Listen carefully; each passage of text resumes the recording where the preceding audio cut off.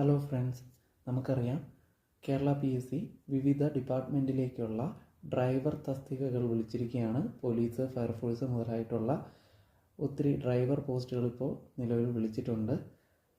അപ്പോൾ ഞാൻ ഇത്തരത്തിൽ ഫയർഫോഴ്സ് ഡ്രൈവറിന് പ്രിപ്പയർ ചെയ്തിരുന്ന അന്ന് എന്നെ ലിസ്റ്റിൽ വരാൻ സഹായിച്ച ക്വസ്റ്റ്യൻസും അനുബന്ധ കാര്യങ്ങളുമാണ് ഞാനിന്ന് ഡിസ്കസ് ചെയ്യുന്നത്.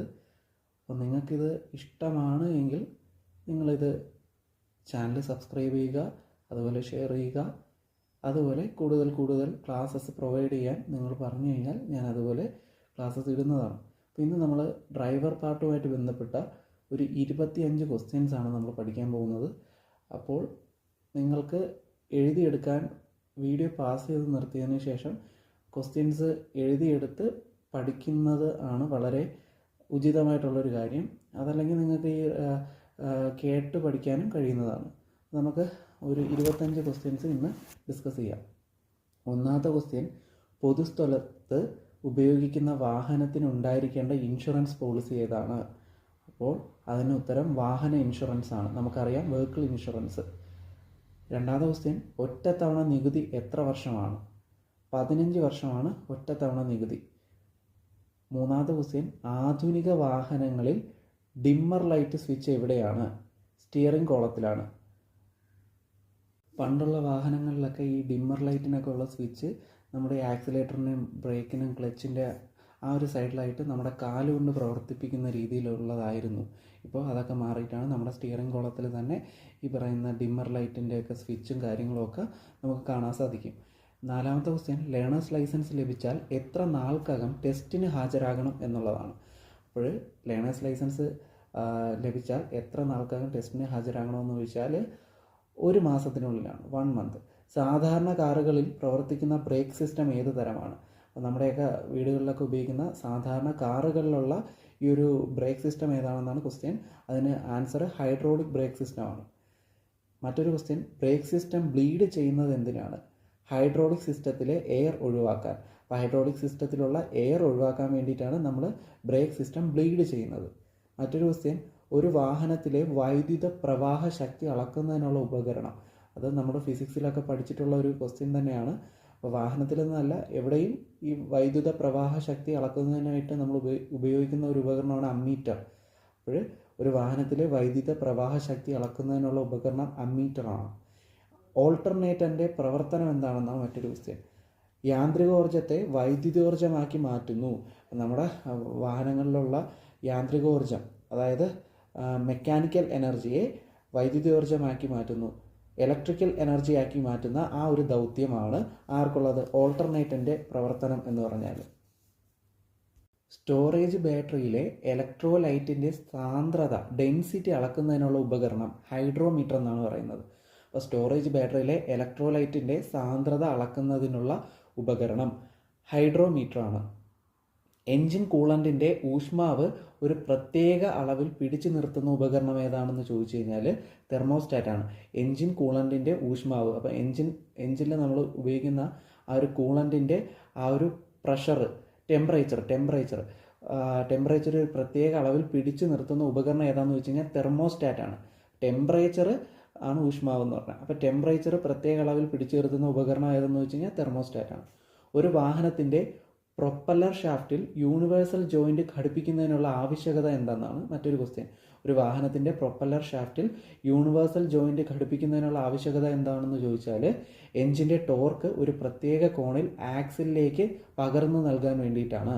അപ്പോൾ എൻജിൻ്റെ ടോർക്ക് ഒരു പ്രത്യേക കോണിൽ ആക്സിലേക്ക് പകർന്നു നൽകാൻ വേണ്ടിയിട്ടാണ് വാഹനത്തിൻ്റെ പ്രൊപ്പല്ലർ ഷാഫ്റ്റിൽ യൂണിവേഴ്സൽ ജോയിൻറ്റ് ഘടിപ്പിക്കുന്നത്.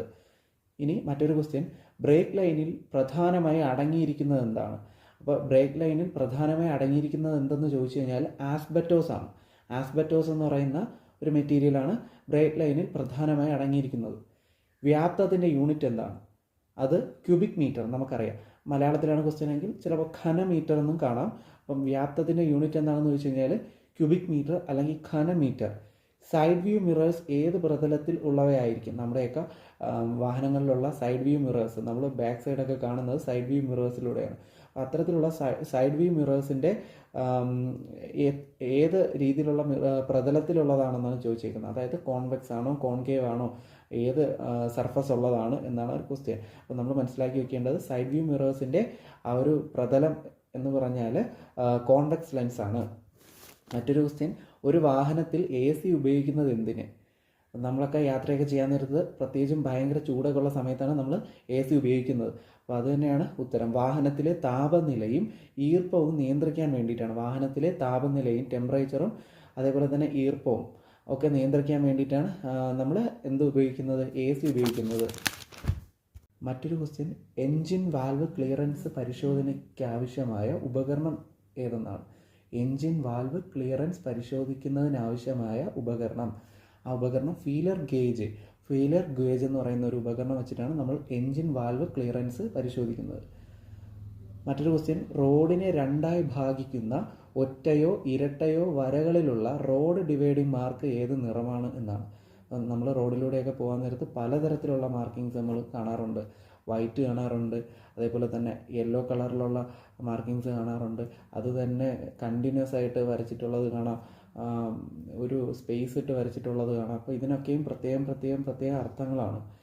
അപ്പോൾ ഇവിടുത്തെ ക്വസ്റ്റ്യൻ, റോഡിനെ രണ്ടായി ഭാഗിക്കുന്ന ഒറ്റയോ ഇരട്ടയോ വരകളിലുള്ള റോഡ് ഡിവൈഡിംഗ് മാർക്ക് ഏത് നിറമാണ് എന്ന് ചോദിച്ചു കഴിഞ്ഞാൽ മഞ്ഞ നിറം ആണ് അതിന് ആൻസർ. മറ്റൊരു ക്വസ്റ്റ്യൻ, ടെയിൽ റേറ്റിംഗ് എന്നാൽ എന്ത്? ടെയിൽ റേറ്റിംഗ് എന്നാൽ എന്തെന്ന് ചോദിച്ചു കഴിഞ്ഞാൽ മുന്നിൽ പോകുന്ന വാഹനവുമായി മതിയായ അകലമില്ലാതെ തൊട്ട് പിറകെ വാഹനം ഓടിക്കുന്നതാണ് ടെയിൽ റേറ്റിംഗ് എന്ന് പറയുന്നത്. നമ്മൾ പല വലിയ പാസഞ്ചേഴ്സ് ആയിട്ടുള്ള വാഹനങ്ങളിലും ഗുഡ്സ് വാഹനങ്ങളിലും ഒക്കെ നമ്മൾ കാണാറുണ്ട് കീപ്പ് ഡിസ്റ്റൻസ് എന്നൊക്കെ പറഞ്ഞിട്ട്. അപ്പോൾ അത്തരത്തിൽ ഒരു ഡിസ്റ്റൻസ് കീപ്പ് ചെയ്യാതെ തൊട്ട് ചേർന്ന് പോകുന്ന വാഹനങ്ങളെയാണ് നമ്മൾ ടെയിൽ റേറ്റിംഗ് എന്ന് പറയുന്നത്. മുന്നിൽ പോകുന്ന വാഹനവുമായി മതിയായ അകലമില്ലാതെ തൊട്ട് പുറകെ വാഹനം ഓടിക്കുന്നതിനെയാണ് നമ്മൾ ടെയിൽ റേറ്റിംഗ് എന്ന് പറയുന്നത്. വാഹനത്തിൻ്റെ സ്റ്റോപ്പിംഗ് ഡിസ്റ്റൻസ് കൂടുന്നത് എപ്പോൾ? വാഹനത്തിൻ്റെ സ്റ്റോപ്പിംഗ് ഡിസ്റ്റൻസ് കൂടുന്നത് എപ്പോഴെന്ന് ചോദിച്ചു കഴിഞ്ഞാൽ മഴക്കാലത്താണ്. അപ്പം നമുക്കറിയാം, നമ്മൾ ഈ വേനൽക്കാലത്ത് അല്ലെങ്കിൽ അങ്ങനെയുള്ള ഒരു കാലാവസ്ഥയുള്ള സമയത്ത് നമ്മൾ ബ്രേക്ക് അപ്ലൈ ചെയ്യുമ്പോൾ നമ്മുടെ വണ്ടി നിൽക്കുന്ന ആ ഒരു ഡിസ്റ്റൻസിലായിരിക്കത്തില്ല ഈ മഴ സമയത്തൊക്കെ നമ്മൾ വാഹനം ബ്രേക്ക് ചെയ്ത് കഴിഞ്ഞാൽ നിൽക്കുന്നത്. അതിൻ്റെ ഒരു ബ്രേക്കിംഗ് ഡിസ്റ്റൻസ് കൂടുന്ന നമുക്ക് കാണാൻ കഴിയും. റോഡൊക്കെ മഴ പെയ്ത് നനഞ്ഞ് കിടക്കുന്ന സമയത്ത് നമ്മൾ ബ്രേക്ക് അപ്ലൈ ചെയ്യാൻ നേരത്ത് നമ്മൾ ആ ഒരു വിചാരിക്കുന്ന സ്ഥലത്ത് ചിലപ്പോൾ വണ്ടി നിന്നു എന്ന് വരത്തില്ല. അപ്പോൾ അതാണ് ഇതിൽ പറഞ്ഞേക്കണം, വാഹനത്തിൻ്റെ സ്റ്റോപ്പിംഗ് ഡിസ്റ്റൻസ് കൂടുന്നത് എപ്പോഴെന്ന് ചോദിച്ചു കഴിഞ്ഞാൽ മഴക്കാലത്താണ്. റോഡ് സുരക്ഷാ ദശകം എന്ന് നമ്മൾ ഈ റോഡ് സുരക്ഷാ ദശകമായിട്ട് സെലിബ്രേറ്റ് ചെയ്തിരുന്ന ഒരു വർഷമാണ് 2011 മുതൽ 2020 വരെ ഉണ്ടായിരുന്ന കാലഘട്ടത്തിലാണ് നമ്മൾ റോഡ് സുരക്ഷാ ദശകമായിട്ട് നമ്മൾ ആഘോഷിച്ചിരുന്നത്. ഇനി റോഡ് സുരക്ഷാ ദശകത്തിൻ്റെ ഉദ്ദേശം എന്താണെന്നാണ് മറ്റൊരു ക്വസ്റ്റ്യൻ. റോഡ് ആക്സിഡൻറ്റ് മൂലം മരിക്കുന്നവരുടെ എണ്ണം പകുതിയായി കുറയ്ക്കുക. റോഡ് സുരക്ഷാ ദശകം എന്നതെന്ന് ചോദിച്ചു കഴിഞ്ഞാൽ 2011 മുതൽ 2020 വരെ ആയിരുന്നു. അതേപോലെ തന്നെ റോഡ് സുരക്ഷാ ദശകത്തിൻ്റെ ഉദ്ദേശം എന്തായിരുന്നു എന്ന് ചോദിച്ചു കഴിഞ്ഞാൽ റോഡ് ആക്സിഡൻറ്റ് മൂലം മരിക്കുന്നവരുടെ എണ്ണം പകുതിയായി കുറയ്ക്കുക എന്നുള്ളൊരു ലക്ഷ്യത്തോടു കൂടിയാണ് അത് വന്നത്. ഇനി ബ്രേക്ക് ലൈനിങ് ഉറപ്പിച്ചിരിക്കുന്നത് എവിടെ? മറ്റൊരു ക്വസ്റ്റ്യൻ ഇങ്ങനെയാണ്, ബ്രേക്ക് ലൈനിങ് ഉറപ്പിച്ചിരിക്കുന്നത് എവിടെ എന്നൊരു ചോദ്യം വന്നു കഴിഞ്ഞാൽ ബ്രേക്ക് ഷൂവിലാണ്. അപ്പോൾ ബ്രേക്ക് ഷൂവിലാണ് നമ്മുടെ ബ്രേക്ക് ലൈനിങ് ഉറപ്പിച്ചിരിക്കുന്നത്. മറ്റൊരു ക്വസ്റ്റ്യൻ, വീൽ സിലിണ്ടർ ഉറപ്പിച്ചിരിക്കുന്നത് എവിടെയാണെന്നാണ്. അപ്പോൾ വീൽ സിലിണ്ടർ ഉറപ്പിച്ചിരിക്കുന്നത് ബാക്ക് പ്ലേറ്റിലാണ്, ബാക്ക് പ്ലേറ്റ്. മറ്റൊരു ക്വസ്റ്റ്യൻ, എയർ ബ്രേക്ക് സംവിധാനത്തിൽ ലൈൻ പ്രഷർ നിയന്ത്രിക്കുന്ന വാൽവ് ഏതാണെന്നാണ്. അൺലോഡർ വാൽവാണ് എയർ ബ്രേക്ക് സംവിധാനത്തിൽ ലൈൻ പ്രഷർ നിയന്ത്രിക്കുന്നത്. മറ്റൊരു ക്വസ്റ്റ്യൻ, എയർ ബ്രേക്ക് സംവിധാനത്തിൽ ബ്രേക്ക് ഷൂവും ഡ്രമ്മും തമ്മിലുള്ള അകലം അഡ്ജസ്റ്റ് ചെയ്യുന്നത് എന്താണെന്നാണ്. അപ്പോൾ എയർ ബ്രേക്ക് സംവിധാനത്തിൽ ബ്രേക്ക് ഷൂവും ഡ്രമ്മും തമ്മിലുള്ള അകലം അഡ്ജസ്റ്റ് ചെയ്യുന്നത് സ്ലാക്ക് അഡ്ജസ്റ്റർ എന്ന് പറയുന്ന ഒരു ഉപകരണമാണ്. അപ്പോൾ എയർ ബ്രേക്ക് സംവിധാനത്തിൽ ബ്രേക്ക് ഷൂവും ഡ്രമ്മും തമ്മിലുള്ള അകലം അഡ്ജസ്റ്റ് ചെയ്യുന്ന ഒരു ഉപകരണമാണ് സ്ലാക്ക് അഡ്ജസ്റ്റർ എന്ന് പറയും. ഓക്കെ, അപ്പോൾ ഇത്രയുമാണ് നമ്മുടെ 25 ക്വസ്റ്റ്യൻസ് ഇന്നത്തെ. അപ്പോൾ എല്ലാവരും ഇത് കേൾക്കുക, അതേപോലെ തന്നെ സ്വന്തമായിട്ടൊരു നോട്ട് പ്രിപ്പയർ ചെയ്ത് നമുക്ക് എപ്പോഴും പഠിക്കാൻ പറ്റുന്ന രീതിയിൽ അടയാളപ്പെടുത്തിയൊക്കെ ഇട്ട് പഠിക്കുന്നത് വളരെ ഉപയോഗമായിരിക്കും. അപ്പം നിങ്ങൾക്ക് ഈ വീഡിയോ ഇഷ്ടപ്പെടുകയാണെങ്കിൽ ലൈക്ക് ചെയ്യുക, അതേപോലെ തന്നെ ഷെയർ ചെയ്യുക, സബ്സ്ക്രൈബ് ചെയ്യുക.